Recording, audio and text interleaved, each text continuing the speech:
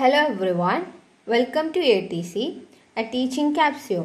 ഇന്ന് നമ്മൾ ഡിസ്കസ് ചെയ്യുന്നത് ബേസിക് സയൻസിലുള്ള 7th സ്റ്റാൻഡേർഡിലെ ബേസിക് സയൻസിലുള്ള മൂന്നാമത്തെ ചാപ്റ്ററായ ആസിഡ് ആൻഡ് ആൽക്കലി ആണ്. ഈ ഒരു chapter discussion KTET 2 science, KTET 3 physical science, set general paper, other competitive exam എഴുതുന്നവർക്ക് ഹെൽപ്ഫുൾ ആണ്. ഇത് പാർട്ട് 2 വീഡിയോ ആണ്. പാർട്ട് 1 വീഡിയോയിൽ ഈ ചാപ്റ്ററിൻ്റെ ഫസ്റ്റ് ഭാഗങ്ങൾ ഡിസ്കസ് ചെയ്തിട്ടുണ്ട്. ഇപ്പോൾ നമ്മൾ ലാസ്റ്റ് ഇൻഡിക്കേറ്റേഴ്സ് വരെയായിരുന്നു പറഞ്ഞിട്ടുള്ളത്. അപ്പോൾ ഇൻഡിക്കേറ്റേഴ്സ് എന്ന് പറഞ്ഞാൽ എന്തായിരുന്നു? അതെ, ആസിഡും ആൽക്കലീനെയും ഡിസ്റ്റിങ്വിഷ് ചെയ്യാൻ വേണ്ടി യൂസ് ചെയ്യുന്ന സബ്സ്റ്റൻസിനെയാണ് നമ്മൾ ഇൻഡിക്കേറ്റർ എന്ന് പറയുന്നത്. അപ്പോൾ ഇൻഡിക്കേറ്റർ എങ്ങനെയാണ് സബ്സ്റ്റൻസിനെ ഡിസ്റ്റിങ്വിഷ് ചെയ്യുക? കളർ ചേഞ്ചിലൂടെയാണ് നമുക്ക് പറഞ്ഞു തരിക അത് ആസിഡാണോ ആൽക്കലി ആണോ. അപ്പോൾ നമുക്ക് കുറച്ച് സബ്സ്റ്റൻസും അത് ആസിഡിലുള്ള കളറും ആൽക്കലിയിൽ എന്ത് കളറാണ് ഉണ്ടാവുക എന്ന് നോക്കാം. അപ്പോൾ ആദ്യം നമുക്ക് ബ്ലൂ ലിറ്റ്മസ് പേപ്പർ ആസിഡിൽ എന്ത് കളറാണ് ഉണ്ടാവുക? അതെ, നമ്മൾ പറഞ്ഞിട്ടുണ്ട് ബ്ലൂ കളറിലുള്ള ലിറ്റ്മസ് പേപ്പർ ആസിഡിൽ അത് റെഡ് കളറായിട്ട് മാറും. അപ്പോൾ കളറിൻ ആസിഡ് എന്ന് പറയുന്നത് റെഡ് ആയിരിക്കും. ആൽക്കലിയിലോ? അതെ, ബ്ലൂ കളർ തന്നെയാണ് ആൽക്കലിയിൽ ഉണ്ടാവുക. ഇനി റെഡ് ലിറ്റ്മസ് പേപ്പർ, അതെ, റെഡ് ലിറ്റ്മസ് പേപ്പർ ആസിഡിൽ ഏത് കളർ തന്നെയാണ് ഉണ്ടാവുക? റെഡ് കളറാണ് ഉണ്ടാവുക. പക്ഷേ ആ റെഡ് കളറിലുള്ള ലിറ്റ്മസ് പേപ്പർ നമ്മൾ ആൽക്കലിയിൽ ഇട്ട് കൊടുത്താൽ നമുക്ക് അവിടെ ബ്ലൂ കളറാണ് കാണാൻ വേണ്ടി പറ്റുന്നത്. Blue colour. ഇനി ബ്ലൂ ഹിബിസ്കസ് പേപ്പറോ? അതെ, ബ്ലൂ ഹിബിസ്കസ് പേപ്പർ ആസിഡിൽ റെഡ് കളറായിരിക്കും, ആൽക്കലിയിൽ ബ്ലൂ കളർ തന്നെയാണ് ഉണ്ടാവുക. ഫിനോഫ്തലിൻ വേറൊരു ഇൻഡിക്കേറ്റർ ആണ്. ഈ ഇൻഡിക്കേറ്റർ നമ്മൾ ആസിഡിലാണ് ഉള്ളതെങ്കിൽ കളർലെസ് ആയിരിക്കും, പക്ഷേങ്കിൽ ആൽക്കലിയിൽ ഫിനോഫ്തലിന് പിങ്ക് കളറാണ് ഉണ്ടാവുക. മീഥൈൽ ഓറഞ്ചും അതേപോലെയുള്ള ഒരു ഇൻഡിക്കേറ്ററാണ്. മീഥൈൽ ഓറഞ്ച് ആസിഡ് ഉണ്ടോയെന്ന് നോക്കാൻ വേണ്ടി നമ്മൾ മീഥൈൽ ഓറഞ്ച് യൂസ് ചെയ്തിട്ടുണ്ടെങ്കിൽ നമുക്ക് പെയിൽ പിങ്ക് കളറാണ് കിട്ടുക. അതേപോലെ ആൽക്കലിയിൽ പെയിൽ യെല്ലോ കളറാണ് ലഭിക്കുന്നത്. ഇനി ടേമറിക് ആസിഡിൽ യെല്ലോ കളറായിരിക്കും. അതേ സമയത്ത് ആൽക്കലിയിലാണ് ടേമറിക് ഇടുന്നതെങ്കിൽ അത് റെഡ് കളറായിട്ട് മാറും. അപ്പോൾ ഇതാണ് കുറച്ച് ഇൻഡിക്കേറ്റേഴ്സും ആസിഡിലും ആൽക്കലിയിലും അതിൻ്റെ കളറും. ഇനി നമുക്ക് യൂണിവേഴ്സൽ ഇൻഡിക്കേറ്റർ എന്താണെന്ന് നോക്കാം. യൂണിവേഴ്സൽ ഇൻഡിക്കേറ്റർ എന്ന് പറയുന്നത് ഡിഫറെൻറ്റ് ഇൻഡിക്കേറ്റേഴ്സിൻ്റെ മിക്സ്ചറാണ്. Mixture of different indicator. അപ്പോൾ നമ്മൾ ആസിഡിൻ്റെയും ആൽക്കലിൻ്റെയും സ്ട്രെങ്ത് അനുസരിച്ചിട്ട് ഈ യൂണിവേഴ്സൽ ഇൻഡിക്കേറ്റർ ഡിഫറെൻറ്റ് കളേഴ്സ് നൽകും. അപ്പോൾ depending on the strength of acid and alkali, ആസിഡും ആൽക്കലൈൻ്റെയും സ്ട്രെങ്ത്, ഒരു സൊല്യൂഷനിലുള്ള ആസിഡിൻ്റെയും ആൽക്കലൈൻ്റെയും സ്ട്രെങ്ത് അനുസരിച്ചിട്ടാണ് നമ്മൾ യൂണിവേഴ്സൽ ഇൻഡിക്കേറ്റർ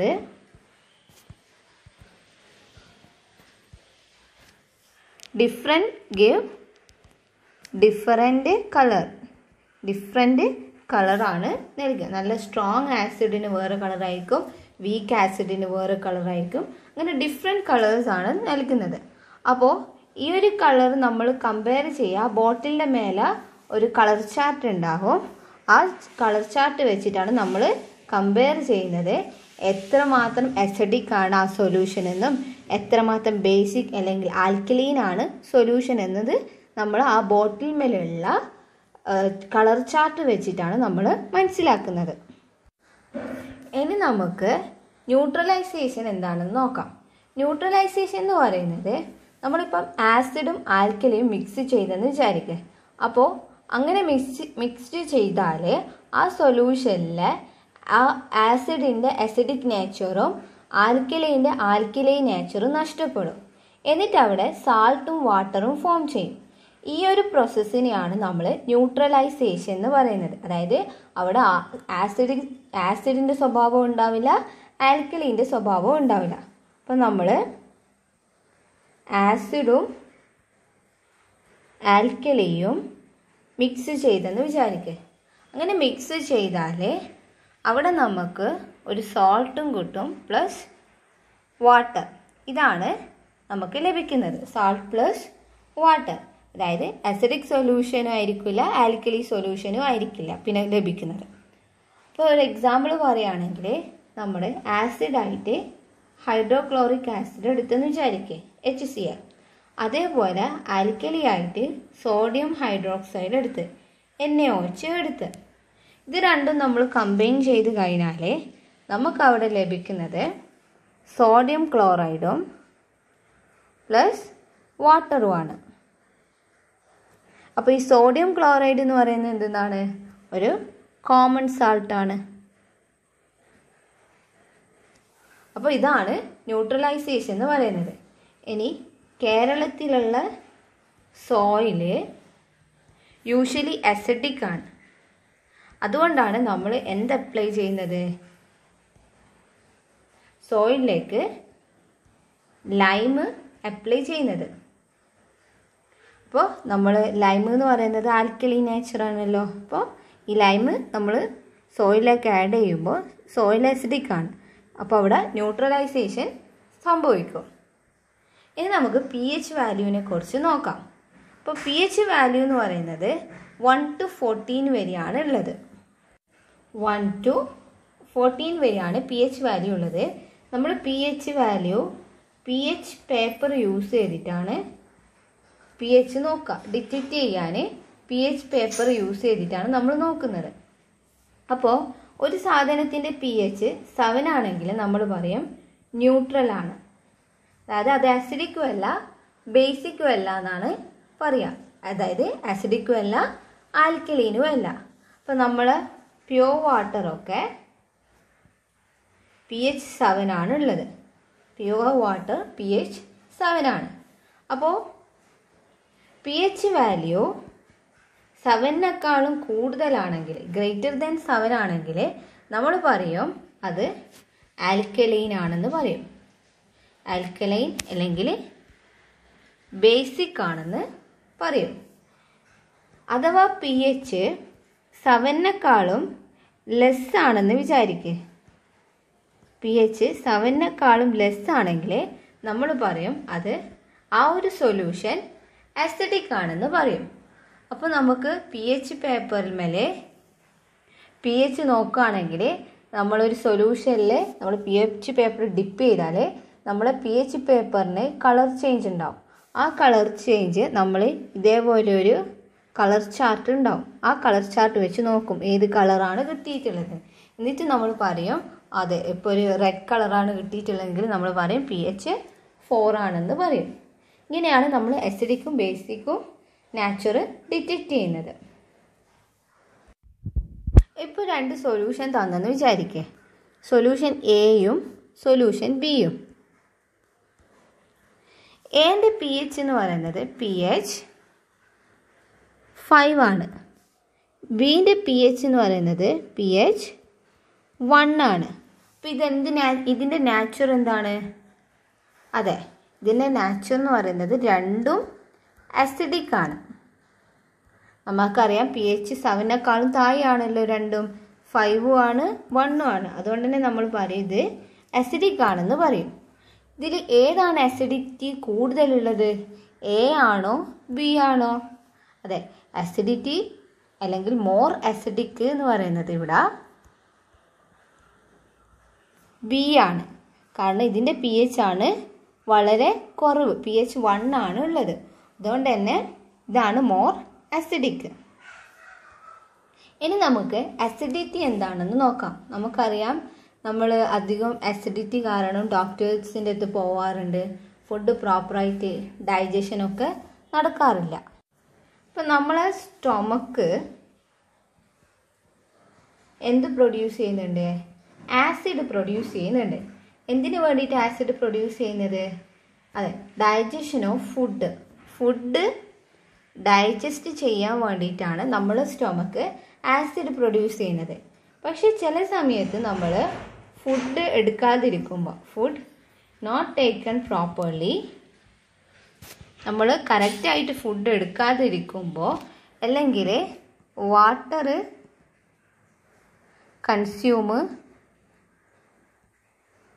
കൺസ്യൂംഡ് ലെസ്, കുറച്ച് മാത്രം വെള്ളം കുടിച്ചാൽ നമ്മൾ വയറ്റിലുള്ള ആസിഡ് ഇൻക്രീസ് ചെയ്യും.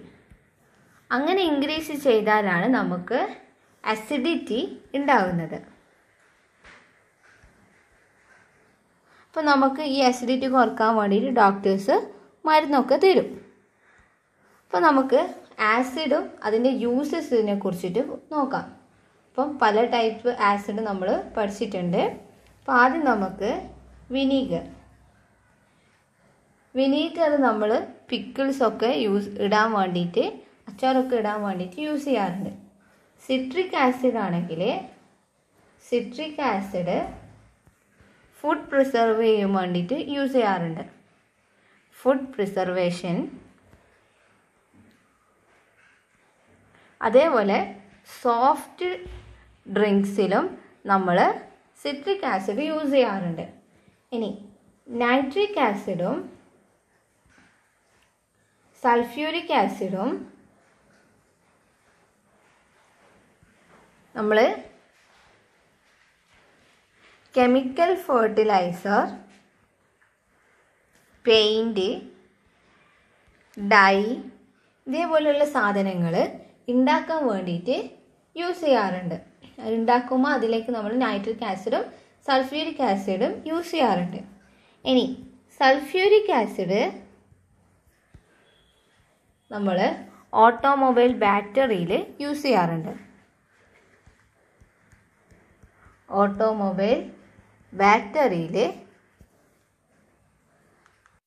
ഇനി ടാനിക് ആസിഡ് നമ്മൾ ഇങ്ക് ഉണ്ടാക്കാൻ വേണ്ടിയിട്ടും ലെതർ ഉണ്ടാക്കുമ്പോൾ ഒക്കെ യൂസ് ചെയ്യുന്ന ഒരു ആസിഡാണ് ടാനിക് ആസിഡ്. അതേപോലെ തന്നെ ആൽക്കലീസിനും ഒരുപാട് യൂസസ് ഉണ്ട്. നമ്മൾ സോപ്പ് ഉണ്ടാക്കുമ്പോൾ യൂസ് ചെയ്യും. ഡിറ്റർജൻസിൽ നമ്മൾ ഉണ്ടാക്കാൻ വേണ്ടിയിട്ട് നമ്മൾ ആൽക്കലി യൂസ് ചെയ്യാറുണ്ട്. Ceramic material. പിന്നെ ഇൻഡസ്ട്രിയൽ പേർപ്പസിന് യൂസ് ചെയ്യാറുണ്ട്.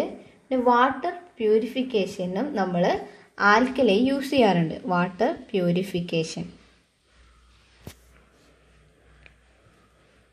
പ്യൂരിഫിക്കേഷനും നമ്മൾ എന്ത് യൂസ് ചെയ്യാറുണ്ട്? ആൽക്കലി യൂസ് ചെയ്യാറുണ്ട്. അപ്പോൾ ഇത്രയാണ് ഈ ഒരു ചാപ്റ്ററിൽ പറയാനുള്ളത്. ഇനി നമുക്ക് കുറച്ച് പ്രീവിയസ് ഇയർ ക്വസ്റ്റ്യൻസ് നോക്കാം. അപ്പോൾ ഫസ്റ്റ് ഓഫ് ഓൾ, ഇത് കേട്ട ഡിസംബർ 2020 ചോദിച്ച ഒരു ക്വസ്റ്റ്യൻ ആണ്. Which colour is obtained when phenolphthalein is added to soap solution? Phenolphthalein ഒരു സോപ്പ് സൊല്യൂഷനിൽ ആഡ് ചെയ്താൽ അവിടെ ഉണ്ടാകുന്ന കളർ ഏതാണെന്ന ക്വസ്റ്റ്യൻ. അപ്പോൾ ഫിനോഫ്തലിൻ എന്ന് പറഞ്ഞാൽ എന്തെന്നാണ്? ഒരു ഇൻഡിക്കേറ്റർ ആണെന്ന് നമുക്കറിയാം. അതേപോലെ സോപ്പ് സൊല്യൂഷൻ എന്ന് പറയുന്നത് ആൽക്കലൈ ആണ്. അപ്പോൾ ഫിനോഫ്തലിനെ ഒരു ആൽക്കലയിൽ ആഡ് ചെയ്താൽ അവിടെ എന്ത് കളറാണ് ഉണ്ടാവുക? ബ്ലൂ ആണോ, റെഡ് ആണോ, പിങ്ക് ആണോ, കളർലെസ് ആണോ? അതെ, നമ്മൾ പഠിച്ചിട്ടുണ്ട് മുന്നേ. ഫിനോഫ്തലിൻ ആൽക്കലയിൽ ആഡ് ചെയ്താൽ അവിടെ പ്രൊഡ്യൂസ് ചെയ്യുന്നത് പിങ്ക് കളറാണ്. അപ്പോൾ ഓപ്ഷൻ സി ആണ് കറക്റ്റ് ആൻസർ. ഇനി നെക്സ്റ്റ് ക്വസ്റ്റ്യൻ ആണ്, കേട്ട ഡിസംബർ 2020 ചോദിച്ചൊരു ക്വസ്റ്റ്യൻ ആണ്. The gas liberated as a result of the reaction between vinegar and baking soda is. അപ്പോൾ വിനീഗർ എന്ന് പറഞ്ഞാൽ എന്തെന്നാ? അതെ, വിനീഗർ എന്ന് പറഞ്ഞാൽ ആസിഡാണ്. അതുപോലെ തന്നെ ബേക്കിംഗ് സോഡ എന്ന് പറഞ്ഞാലോ? അതെ, ബേക്കിംഗ് സോഡ എന്ന് പറയുന്നത് സോഡിയം ബൈകാർബണേറ്റ് ആണ്. Sodium bicarbonate. അപ്പോൾ നമ്മൾ പഠിച്ചിട്ടുണ്ട് ആസിഡും കാർബണേറ്റും കമ്പൈൻ ചെയ്ത് കഴിഞ്ഞാൽ അവിടെ പ്രൊഡ്യൂസ് ചെയ്യുന്ന ഗ്യാസ് ഏതാണ്? അതെ, കാർബൺ ഡൈ ഓക്സൈഡ് ആണെന്ന് നമ്മൾ പഠിച്ചിട്ടുണ്ട്. Carbon dioxide. ഈ ഒരു പ്രിൻസിപ്പിളാണ് നമ്മൾ ഫയർ എക്സ്റ്റിങ്ക്വിഷറിൽ യൂസ് ചെയ്യുന്നത്. വിനീഗറും സോഡിയം ബൈകാർബണേറ്റും. അപ്പോൾ നമുക്ക് തീ കെടുത്താൻ കാർബൺ ഡൈ ഓക്സൈഡ് അല്ലേ വേണ്ടേ? അപ്പം ആസിഡും കാർബണേറ്റും കമ്പൈൻ ചെയ്താൽ അവിടെ കാർബൺ ഡൈ ഓക്സൈഡാണ് ഫോം ചെയ്യുന്നത്. അപ്പോൾ ഇവിടെ ഈ ഒരു ക്വസ്റ്റ്യൻ്റെ ആൻസർ ഏതാണ്? ഏത് ഗ്യാസാണ് ഇവിടെ ലിബറേറ്റ് ചെയ്യുന്നത്? Oxygen, hydrogen, carbon monoxide and carbon dioxide. ഏതാണ് കറക്റ്റ് ആൻസർ? അതെ, കാർബൺ ഡൈ ഓക്സൈഡാണ് കറക്റ്റ് ആയിട്ടുള്ള ആൻസർ. അടുത്തത് പ്രീവിയസ് ഇയർ ക്വസ്റ്റ്യൻ കേട്ട് 2 ഫെബ്രുവരി 2020 ചോദിച്ചൊരു ക്വസ്റ്റ്യൻ ആണ്. 2 acid X and Y with pH 1 and 5 respectively are given. The inference we can make is, അതായത് 2 ആസിഡ് തന്നിട്ടുണ്ട്, എക്സും വൈയും. ഇത് 2 ആസിഡാണ്. ഫസ്റ്റിൻ്റെ പി എച്ച് എത്രയാണ്? എക്സിൻ്റെ പി എച്ച് ആണ് 1, pH 1. രണ്ടാമത്തേൻ്റെ പി എച്ച് ആണ് pH 5. Okay, pH 1ഉം pH 5ഉം. അപ്പോൾ ഫസ്റ്റ് ഏത് സ്റ്റേറ്റ്മെൻ്റ് ആണ് നമുക്ക് ഇതിൽ നിന്ന് എന്താണ് നമുക്ക് കൺക്ലൂഡ് ചെയ്യാൻ പറ്റാന്നാണ് ക്വസ്റ്റ്യൻ ചോദിച്ചിട്ടുള്ളത്. X and Y are equally acidic. ശരിയാണോ? കറക്റ്റാണോ? ഇത് രണ്ടും ഈക്വൽ ആസിഡിക് ആണോ? രണ്ടും ആസിഡാണ്, പക്ഷെ ഈക്വലി ആസിഡിക് ആണോ? അല്ല. ഒന്ന് ആസിഡിറ്റി കൂടുതലാണ്, ഒന്ന് ആസിഡിറ്റി കുറവാണ്. ഏതാണ് ആസിഡിറ്റി കൂടുതലുള്ളത്? അതെ, ഇതാണ് pH 1 ഉള്ളതാണ് മോർ ആസിഡിറ്റിയും, ഇത് ലെസ് ആസിഡിറ്റിയും ആണ്. അപ്പോൾ ഈ ഒരു ഓപ്ഷൻ തെറ്റാണ്. ഇനി സെക്കൻഡ് നോക്കിയേ, Y is more acidic than X. Y ആണ് മോർ ആസിഡിക് എന്നാണ് പറയുന്നത്. നമ്മൾ പറഞ്ഞിട്ടുണ്ട് വൈ ലെസ് ആസിഡിക് ആണ്. അപ്പോൾ ഈ ഒരു ഓപ്ഷനും തെറ്റാണ്. വൈ ലെസ് ആസിഡിക് ആണ്. നെക്സ്റ്റ് ക്വസ്റ്റ്യൻ നോക്കിയേ, X is more acidic than Y. X more acidic ആണ്. കറക്റ്റ് അല്ലേ? നമ്മൾ പറഞ്ഞിട്ടുണ്ടല്ലോ എക്സ് ആണ് മോർ ആസിഡിക് എന്ന്. അപ്പോൾ ഈ ഒരു ഓപ്ഷന് കറക്റ്റാണ്. ഇനി ലാസ്റ്റ് ഓപ്ഷൻ നോക്കിയേ, no relation between pH and acidic nature. തെറ്റാണല്ലോ, റിലേഷൻ ഉണ്ടല്ലോ. അപ്പോൾ എന്താണ് റിലേഷൻ? നമുക്ക് pH വെച്ച് നോക്കിയാൽ മനസ്സിലാകും എത്രമാത്രം ആസിഡിറ്റിയും എത്രമാത്രം ബേസിക് ആണ് ഒരു സബ്സ്റ്റൻസ് എന്ന്. അപ്പോൾ ഇതിൻ്റെ കറക്റ്റ് ആൻസർ എന്ന് പറയുന്നത് ഓപ്ഷൻ സി ആണ്. X is more acidic than Y. ഇനി നെക്സ്റ്റ് ക്വസ്റ്റ്യൻ ആണ്, ഫെബ്രുവരി 2020 ചോദിച്ചൊരു ക്വസ്റ്റ്യൻ ആണ്.